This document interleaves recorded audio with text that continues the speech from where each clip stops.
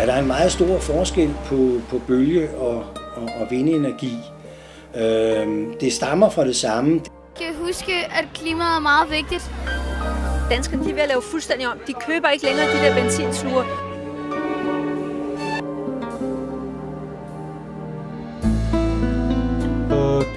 RUF forsøger at kombinere det bedste ved at køre med tog med det bedste ved at køre i bil. Der er det meget bedre, som her i RUF-systemet, hvor man kører sin bil hjemmefra hen til en skinne, så bliver den ført op på skinnen, og så kan man slappe af, fordi nu kører den som et tog. Inden vi tager vandet op og bruger det, at det så får lov at ligge 80 år og gå igennem en masse forskellige lager, indtager mineraler, sådan så at når det endelig kommer op af jorden, så er det drikbart, sådan så vi mennesker kan indtage.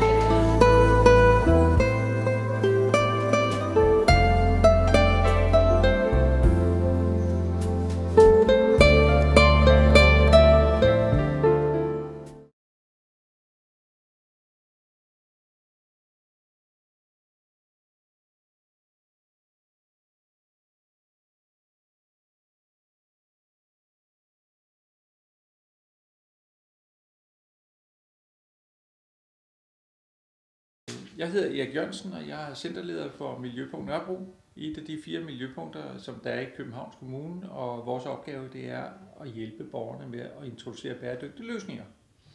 Og det kører alt lige fra begrønning til mindre trafik, delebiler, energibesparelser. Og her der er jo så solceller et af emnerne, men det kan også være andre energibesparelser på vandområdet, det kan være varmeområdet osv. Det, der er vigtigt, det er, at vi skal have lavet et bæredygtigt samfund, sådan så at vi kan være mange mennesker på den her jord, uden at den her jord den kan efterlades til vores næste generation, uden at vi har forurenet den fuldstændig. Fordi vi er jo godt på vej til det. Det er der ingen tvivl om. Og en af de ting, som vi meget gerne vil snakke om i dag, det er så om solceller. Fordi solceller de er en af de metoder, som man kan gøre den her jord bedre at være på. Og vi har arbejdet i 4 år her på Miljøpunkt Nørrebro med at lave solceller. Og vi var så heldige, så vi startede op under Sol 1000-programmet, som den danske regering havde for år tilbage, om at man ønskede 1000 solcelleanlæg i Danmark.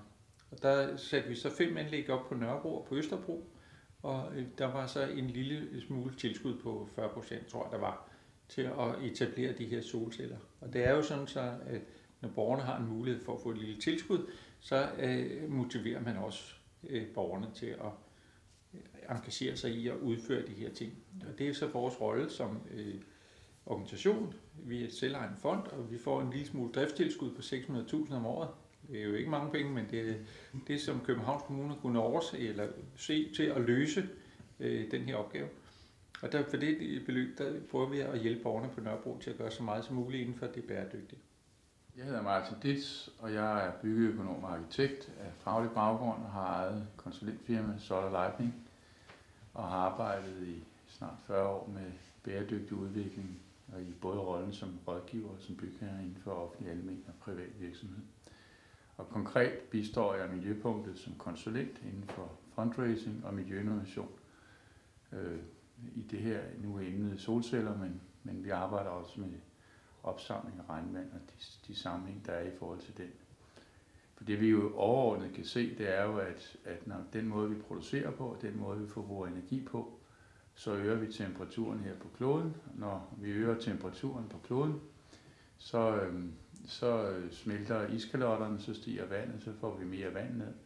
Men omvendt er det også en diskussion om at skifte fokus, som vi har gjort det sidste, fra fossile brændstoffer, altså primært kul og olie, men også naturgas, og så en øget indfasning af vedvarende energi, som solceller kan være, og dermed øge ansvaret lokalt ved at lave lokalt producerende kraftværker, kan man sige, i hver eneste ejendom, som alternativ til de fjernliggende centrale kraftværker, hvor man har kraftvarmeværker, og dermed også mindske afhængigheden af udenlandsk energiforsyning.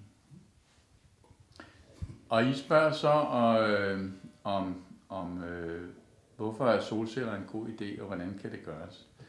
Og der kan man sige, at Jeg har arbejdet meget grundigt i de sidste par år i samarbejde med nogle konsulentfirmaer og ingeniørarkitekter, som konsulent for Landsbyggefonden, som jo finansierer drift og opførsel og renovering af 550.000 boliger i Danmark. Der i København har vi 50.000 almene boliger af de ca. 275.000 lejligheder, vi har stablet oven på hinanden i etageejendomme, og så er der parcelhus. Og grundlæggende, når vi peger på solenergi, så er det fordi, man kan sige, at Danmark har i en årrække satset på vindenergi. Og der er vi kommet langt frem, og der er Danmark konkurrencedygtig. Vestas eventyr kender vi. Men vi synes også, at man burde se sol som komplementær til vind. Det vil sige, om dagen skinner solen, om natten blæser vinden. Om sommeren skinner solen, om vinteren, der blæser det mere. Simpelthen ikke se det som det ene eller det andet, men som komplementær noget, der supplerer hinanden, og så kan man supplere med biobrændsel. Og så handler det ikke kun om teknologi, men det handler også om ændret adfærd. Konkret kan man sige, at det man kan se som fremtidsscenarie, det er, at man kobler solceller med intelligent måling og ændret adfærd. Og hvad betyder det så? Jamen det betyder, at man på et tag, der lægger man et solcellepanel. Der er principielt 2 typer, monokrystallinsk og polykrystallinsk. Og de har lidt forskellige effekt, men principielt er det en æstetisk diskussion. Og i København vil det alt overvejende være den sorte løsning her, som vi har her, fordi den kan gå ind for eksempel på de meget smukke skifertage, som vi har og godkendes. Det bliver så stillet ind i en ramme, og når solen, som jo afgiver minimum 6.000 så meget energi i døgnet, som vi bruger energi, så der er rigtig meget ressource i den, rammer panelet, så dannes der jævnstrøm. Jævnstrømmen, den skal blive til vekselstrøm, for svarende til det, vi får ud af kontakten. Og det vil sige, at den skal igennem en vekselretter, converter, som det hedder. Derfra så bliver den til, og så skal det kunne måles. Og der er en anden ting. De her paneler, de er fra Gaia Solar, som er en af Nordens førende solcelleproducenter og en dansk virksomhed. En anden dansk virksomhed, det er Kamstrup, som producerer 800.000 eller flere målere om året. Godt en 10% af dem er til indland, og resten er til eksport. Og det, der er princippet ved en intelligent måler, det er, at du får mulighed for, som forbruger, ikke kun at følge det, men du kan også udnytte det, der hedder nettomålerordningen. Og hvad er en nettomålerordning? Det er i princippet, at når solen skinner, så laver man sin egen strøm som et lokalt kraftværk. Har man noget til overs, så ryger det ind på elnettet på ens konto. Når det så er mørkt, og man ikke har så meget sol, så trækker man sin strøm tilbage, så køber man sin strøm. Økonomisk kan det principielt, skal man ikke dimensionere et anlæg til mere strøm, end man selv skal bruge i den konkrete virksomhed eller ejendom. Så med hensyn til økonomi, så kan vi sige, at det er jo noget, folk kigger på. Folk tænker både med hjertet og med pengepungen, og der skal være sund fornuft i det. Og det vi kan se nu, det er jo, at selvom Danmark har stået stille i en årrække, der kan vi se, at i hvert fald på europæisk plan, der er ikke mindst Tyskland kørt langt frem og været foran. Italien er langt fremme, Spanien og Frankrig har været langt fremme, fordi de har haft gunstige støtteordninger. Den eneste ordning, vi har, det er nettomålerordningen. Ellers er der ingen ordninger for nærværende. Erik har nævnt nogle tiltag tidligere, men de blev fjernet for 10 år siden. Og det, som der så ligger, det er, at afhængig af ens kilowattforbrug, en standardfamilie, som man så kan gange op, så kan vi sige, at tidligere, der havde vi en tilbagebetalingstid op til 30 år. Så for 2-3 år siden, der var vi nede omkring 16-18 år. Og i dag er vi der, hvor en investering i et solcelleanlæg, der ligger vi mellem 9 og 12 år. Lidt afhængig af typen og udformning og stilladsudgifter osv. Man deler det op i, enten så lægger man solcellepanelerne oven på en tagflade, eller også så kan man integrere det i en tagflade, eller også så kan man lave det, der hedder standalone på dansk, et engelsk udtryk, men det betyder, at man stiller det op på en græsmark. Det er de 3 måder, man kan gøre det. Man orienterer det mod syd. med en hældning typisk mellem 40 og 45 grader, inden for 10 graders varians. Og så får man faktisk en solproduktion, der er lige så god, som de kan lave i Paris. Altså vi har sol nok i det her land. Det er klart, solen skinner mere i Italien. Og så kan et anlæg faktisk relativt hurtigt, og hvis man ser på et 30-årigt realkreditlån, uanset om det er udlejer eller ejerformen, så vil det ret hurtigt kunne tjene sig hjem, og så kan man faktisk på sådan et anlæg her, det vil holde 30-40 år. Og så vil sige, at resten af tiden, så får du en fast elpris, som er lavere end den, man kan købe af forsyningsselskabet, men man forhindrer også de prisstigninger, og vi regner med 3-4% i stigning per år, og så vil anlægget så desto hurtigere kunne tjenes hjem. Det vil sige, at det, der er hovedstrategien, det er at koble teknologi, finansiering, grøn finansiering og ændret brugeradfærd med at fremme en bæredygtig udvikling. Samtidig med, det er så vores forslag, at man i højere grad også ser det som at der skal skabes danske arbejdspladser i de her tider, så vi ikke skal udlicitere alle arbejdspladserne. Der er et samarbejde globalt, fordi mange af de her ting, de kommer over fra Taiwan for eksempel. Selve de krystallin, det er meget raffineret, det er selvlet, men behandlingen, sæt dem i rammen, montagen, sker som danske virksomheder.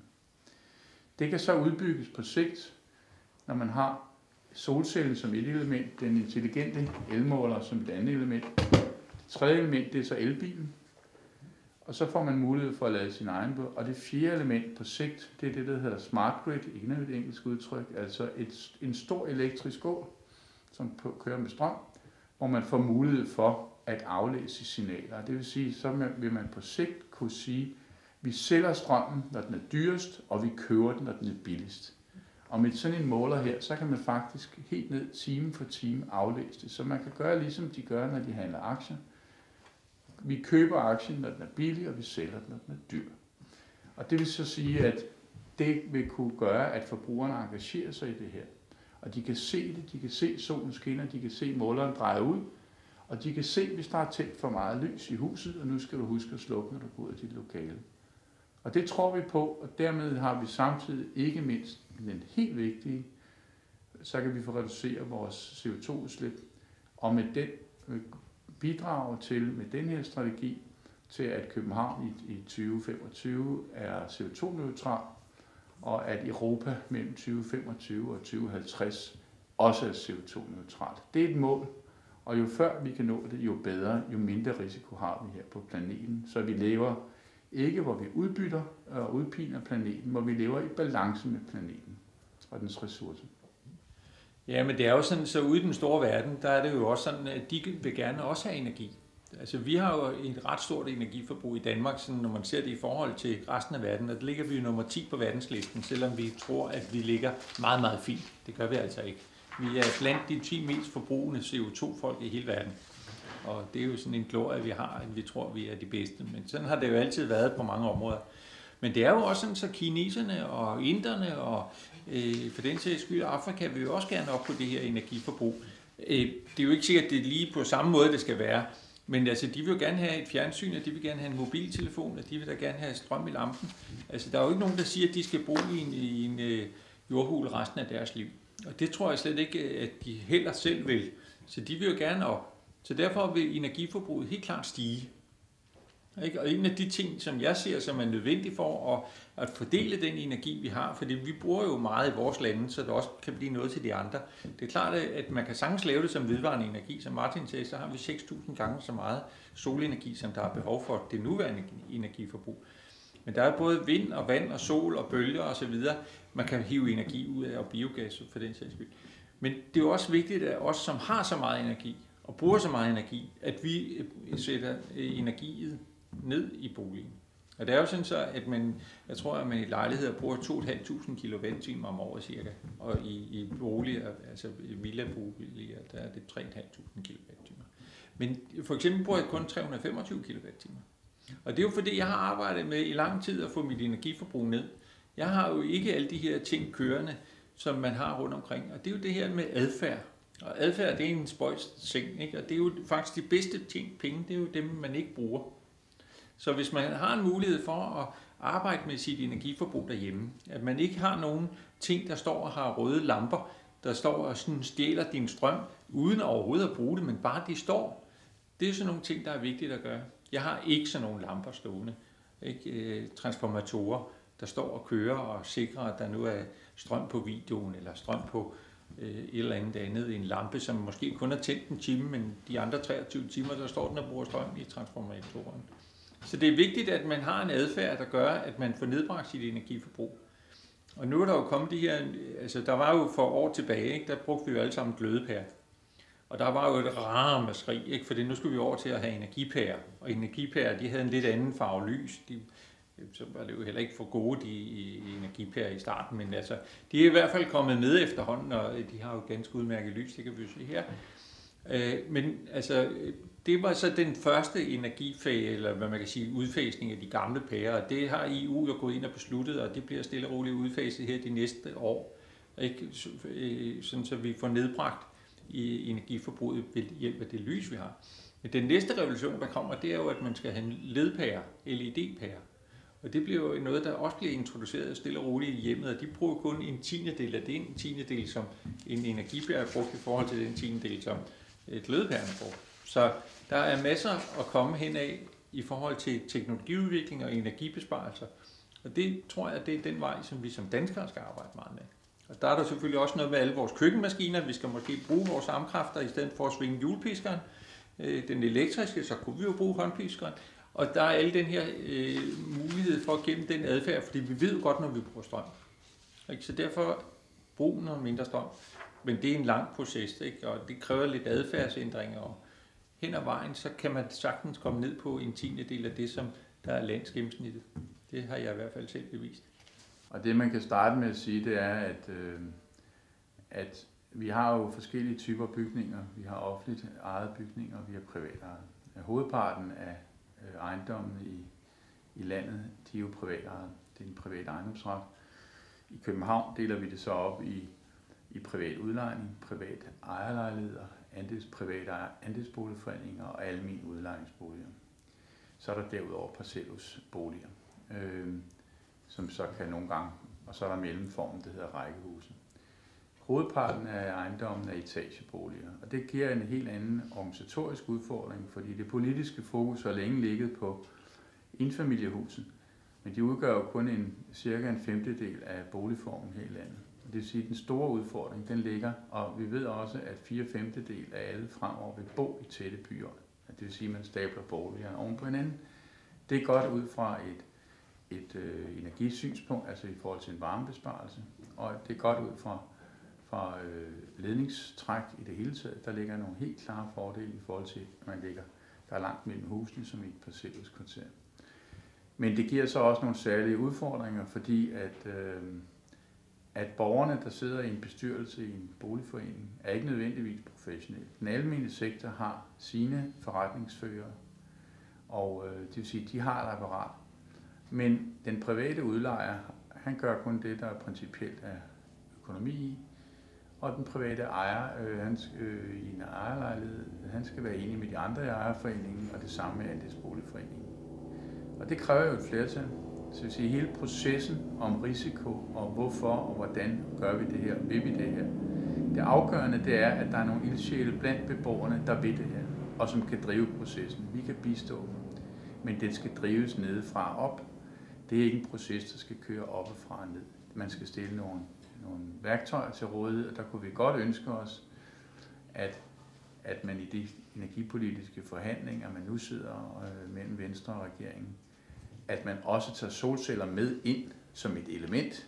Fordi hvis man kigger på de forskellige ting fra Energistyrelsen, så glemmer solceller stort set med sit nærvær.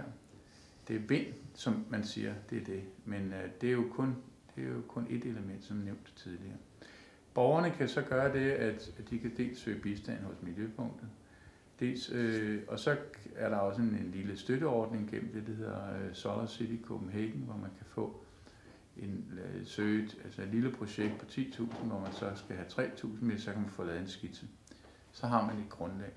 Det er en vej at gå, fordi man har fået lidt fondsmidler fra det netværk. Og når man så har fået et skitseforslag og et overslag, jamen, så kan man se noget om så handler det egentlig om ens varmeforbrug og ens elforbrug. Eventuelt omsætte det, der hedder et grønt regnskab, som Miljøpunktet også kan bistå med at lave. Det ligger der også, hvordan man kan gøre for el, vand, varme og affald.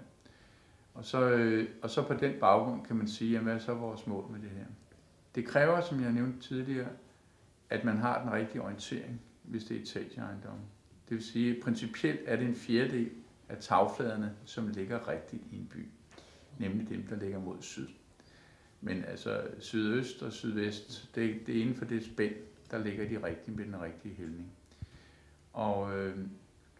Og så kan man derudover sige, at det, der kan reducere tilbagebetjeningstiden økonomisk lige nu, det er jo, at man har en mulighed for at få et fradrag på 15.000 kroner per person over 18 år i en husstand. Men det er så kun skattemæssigt i en tredjedel, man reducerer det med. Så der er en 5, og det er kun til arbejdsløn.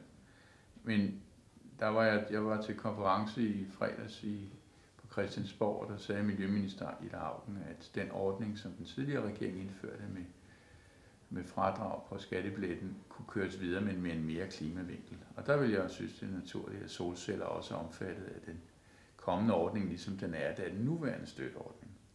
Så har det har lidt også ret.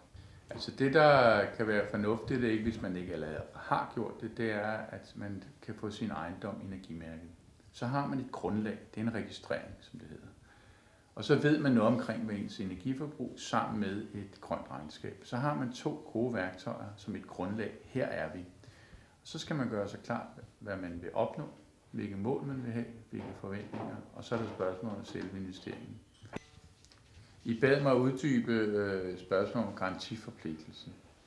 Det er sådan, at hvis man har det, jeg siger, det når panelet rammes af solstrålerne, og man laver jævnstrøm, og så veksler det til vekselstrøm, så er der det der en lille boks, der er en inverter. Det er den, der veksler fra jævn til vekselstrøm. Den har 5 års garanti. Den holder typisk 10-12 år.